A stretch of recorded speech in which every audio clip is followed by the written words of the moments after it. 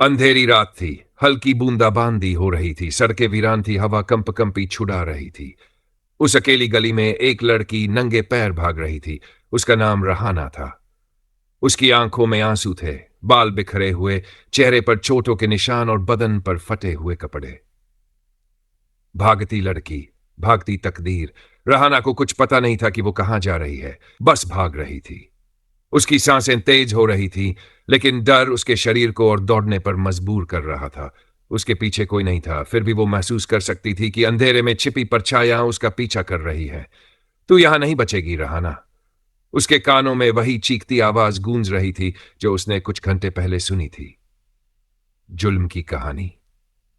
रहाना एक गरीब घर की लड़की थी, जिसने अपनी मां को बहुत छोटी उम्र में खो दिया था।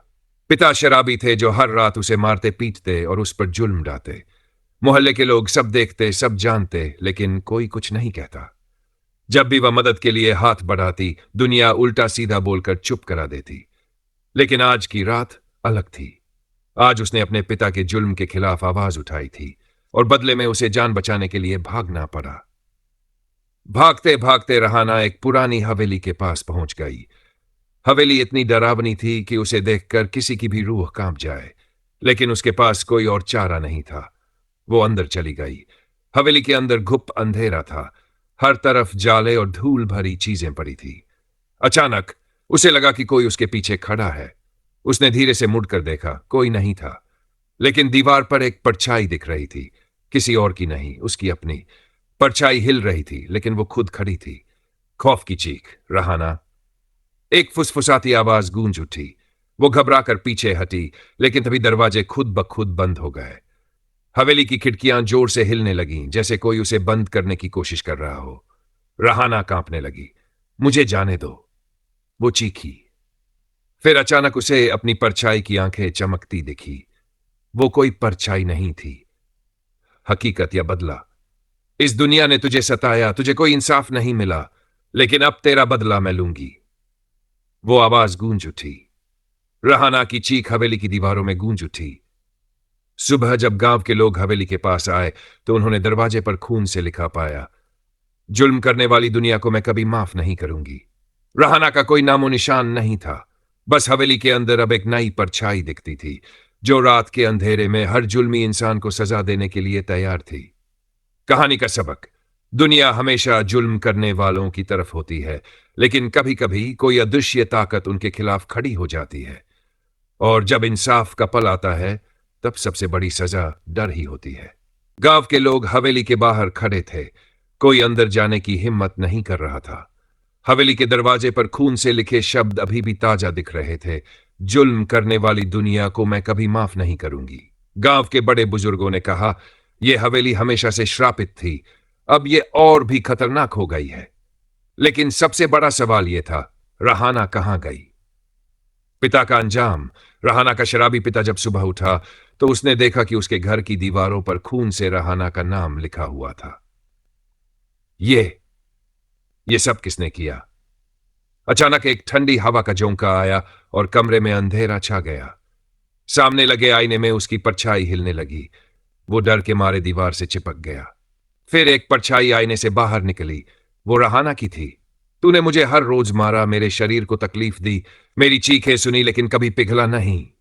रहाना की आत्मा ने कहा, नहीं नहीं, ये सपना है। उसका पिता डर से कांपने लगा। अब तेरा अंत होगा। रहाना की आत्मा ने जोर से चिल्लाया। अचानक घर के दरवाजे खुद ब खुद बंद हो गए। उसकी चीखें पूरे ही गांव में गूंज उठी। सुबह जब गांव के लोग वहां पहुंचे, तो उन्होंने देखा कि रहाना का पिता जमीन पर मरा पड़ा था। उसका चेहरा खौफ से टेढ़ा हो गया था, आंखें बाहर निकली हुई थी। ऐसा लग रहा था जैसे किसी ने उसे अंदर से चीर कर रख दिया हो। गांव में दहशत।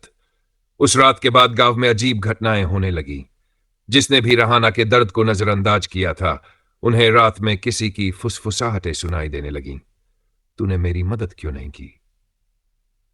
कुछ लोगों ने बताया कि उन्होंने हवेली की खिड़की में रहाना को देखा, लेकिन जैसे ही कोई पास गया, वो गायब हो गई।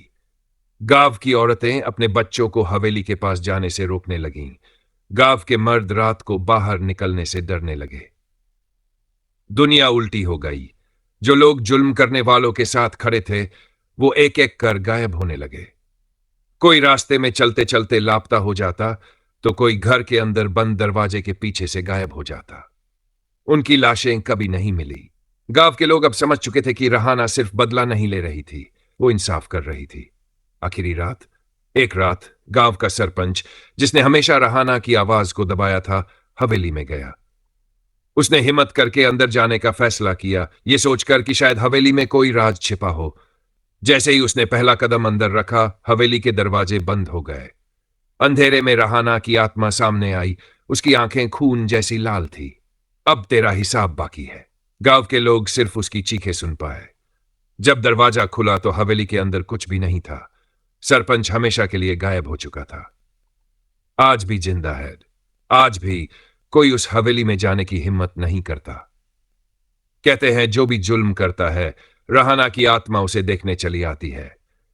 अगर रात के अंधेरे में तुम्हें किसी लड़की की फुसफुसाहट सुनाई दे, तूने मेरी मदद क्यों नहीं की, तो समझ लेना अब बारी तुम्हारी है। रहाना की आत्मा ने जुल्म करने वालों को सजा दे दी थी, लेकिन उसकी मौजूदगी अभी भी हवेली में महसूस की जा सकती थी। कोई भी उधर जाने की हिम्मत नहीं करता था। नई मुसीबत। गांव में एक आदमी था, रघु ठाकुर। वो अमीर था, दबंग था और हमेशा गरीबों पर जुल्म करता था। उसे रहाना की कहानियों पर विश्वास नहीं था। भूत वूत कुछ नहीं होता, सब बकवास है, उसने हंसते हुए कहा। रात को जब वो अपने घर में बैठा शराब पी रहा था, तभी खिड़की के शीशे पर किसी ने खून से लिखा, अब तेरी बारी है। रघु हड़बड़ाकर उठा। उसने बाहर झांका, लेकिन वहां कोई नहीं था। अचानक घर की सारी लाइटें बंद हो गई। अंधेरे में उसे किसी के पैरों की आहट सुनाई दी। आत्मा का कहर। रघु ने अपने कमरे का दरवाजा बंद कर लिया। उसके कानों में एक धीमी आवाज गूंजने लगी, तूने मेरी मदद क्यों नहीं की? कौन है? सामने आ, रघु ने चिल्लाकर कहा। अचानक कमरे का आईना चटक गया और उसमें रहाना की डरावनी शक्ल दिखने लगी। उसकी आंखें जल रही थी, बाल बिखरे हुए थे और उसकी हड्डियां बाहर निकली हुई थी। अब तुझे भी वही दर्द मिलेगा जो मुझे मिला था, रघु चीखने लगा, लेकिन उसकी आवाज बाहर नहीं जा रही थी। अचानक उसके दोनों पैर हवा में उठ गए और उसे किसी ने जमीन पर पटका। उसका पूरा शरीर अकड़ने लगा। उसकी आंखों में खून उतर आया। सुबह जब गांव के लोग उसके घर पहुंचे तो उन्होंने दरवाजा अंदर से बंद पाया। जब दरवाजा तोड़ा गया तो रघु की लाश छत से लटकी हुई थी। उसकी आंखें फटी हुई थी और दीवारों पर खून से लिखा था, मैं अब भी यहां हूं। हवेली का सच। गांव में दहशत फैल चुकी थी। हमें इस हवेली को जलाकर नष्ट कर देना चाहिए, कुछ लोगों ने कहा। लेकिन जैसे ही उन्होंने आग लगाने की कोशिश की, हवेली के अंदर से किसी के रोने की आवाज आई। सबके चेहरे सफेद पड़ गए। यह हवेली अब श्रापित हो चुकी है, अब यहां कोई नहीं रहेगा, गांव के सबसे बुजुर्ग आदमी ने कहा। उस रात के बाद के लोग हवेली से दूर ही रहने लगे। वहां अब कोई नहीं जाता, और जो जाता है कभी लौट कर नहीं आता। आज भी जिंदा है रहाना। अगर कभी रात के अंधेरे में तुम्हें किसी लड़की की फुसफुसाहट सुनाई दे, तूने मेरी मदद क्यों नहीं की, तो समझ लेना अब अगला नाम तुम्हारा है, समाप्त या शायद नहीं।